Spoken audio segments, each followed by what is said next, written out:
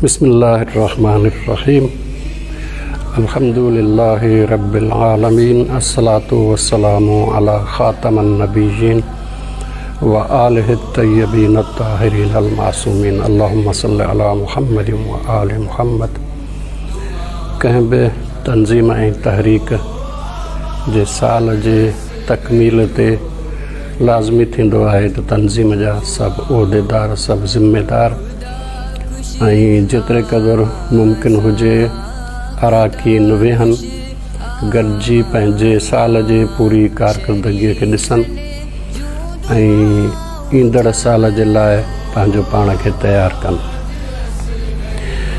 तंज़ीम जे तरक़ीअ जी ज़मानत ख़ुदि एहतिसाबी हूंदो आहे, बजाए इनजे जो ॿियो केरु एतिराज़ करे ऐं कारकर्दगीअ में कोई नक़्स ऐं ऐब ॿुधाए। भलो इहो थींदो आहे त इंसानु पंहिंजे नक़्स ऐं ऐब खे पाण ॾिसे, पंहिंजे नक़्स ऐं ऐब खे पाण ॾिसंदो, पाण महसूसु कंदो त उनजे बहितरीअ जे लाइ ख़ुदि ब ख़ुदि उनजे अंदर में चाहत पैदा थींदी आहे। इहा बहितरीअ जी चाहत ई इस्लाह आहे।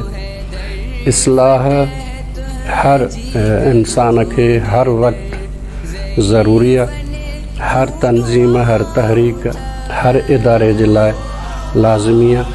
कोई बि अहिड़ो लम्हो जेको इस्लाह जे फ़िक्र खां ख़ाली हुजे, उहो लम्हो ईअं महसूसु थींदो आहे ॼण त तंज़ीम बीही रही आहे, तहरीक हले कोन थी। तहरीक ऐं तंज़ीम जे हलण जो बुनियादी जेको उनसुर आहे उहो इहो ख़ुदि एहतिसाबी, पंहिंजो पाण खे ठीकु करणु, बहितर खां बहितर बणाइणु ऐं सफ़र खे जारी रखणु। तंज़ीम जो साल पूरो थी रहियो आहे ऐं हिन नवंबर 2020 जे आख़िर में कन्वेंशन मरकज़ी असवरिया जो थी रहियो आहे ऐं उम्मीद आहे त सभई कारकुन इन कन्वेंशन में जमा थींदा। हिकु तरह सां सभिनी कारकुननि खे, सभिनी उहिदेदारनि खे दावत पिणु ॾिजे थी। काफ़ी अहिड़ा साथी आहिनि जेके हिन कम सां इत्तफ़ाक़ रखनि था, हिन कम में मदद करणु चाहिनि था, अलबत्त तंज़ीमी सेटअप में फ़िलहालु मौजूदु कोन्हनि। उन्हनि सभिनी खे बि गुज़ारिश आहे त हिन कन्वेंशन में शमूलियत अख़्तियार कई वञे ताकी जेके अफ़राद हिन तहरीक में, तंज़ीम में कमु कनि था, उन्हनि सां रवाबित वधनि ऐं उन्हनि जे बि तंज़ीम में अचण जो रस्तो हमवार थिए। यूनिटनि खे गुज़ारिश रहंदी त पंहिंजूं कारकर्दगी ठाहे अचनि, ज़िला, डिवीज़न ऐं हिकु अहिड़ी निशस्त जे लाइ तयारु थियनि जंहिंमें बेरहमीअ सां पंहिंजो पाण ते तनक़ीद कई वञे, बग़ैर कंहिं लह लिहाज़ जे पंहिंजे कमियुनि ऐं कोताहियुनि खे ॾिठो वञे ताकी ईंदड़ साल में उहे कमियूं कोताहियूं न रहनि। तंज़ीम जो जीअं त बुनियादी तौर ते कमु तालीम ऐं तरबियत आहे, इन करे ही कन्वेंशन तालीमी बि थींदो आहे, तरबियती बि थींदो आहे। मुख़्तलिफ़ क़िस्म जूं जेके तालीमी शयूं आहिनि उहे बि फ़राहम कयूं वेंदियूं आहिनि। इल्म में इज़ाफ़ो, मारिफ़त में इज़ाफ़ो, उन सां गॾोगॾु तरबियत में इज़ाफ़ो, इहो बि हिन कन्वेंशन जो लाज़मी हिसो हूंदो आहे।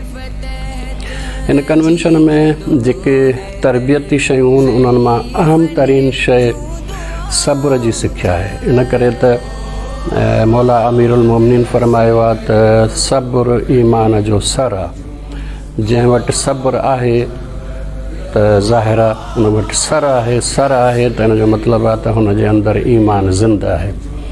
जंहिं वटि सब्र न आहे हिन जो मतिलबु आहे त ईमान जो सर न आहे, ॿियनि लफ़्ज़नि में ईमान ज़िंदा न आहे उन वटि।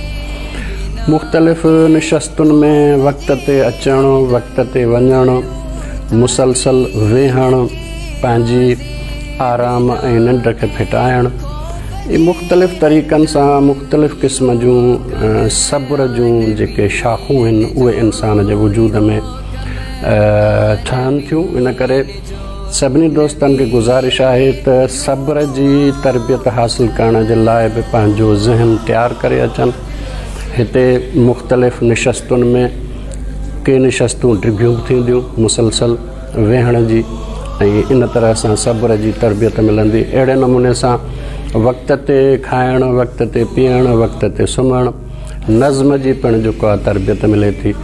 इन करे त जंहिं इंसान जी ज़िंदगीअ में नज़्म न आहे, जेको इंसान पंहिंजी ज़िंदगीअ जो टाइम टेबल नथो रखे, उन जी ज़िंदगी उन जे वस में नाहे हूंदी, बल्कि हू वक़्त जे वस में हूंदो आहे जाॾे वक़्तु हुनखे वठी वञे।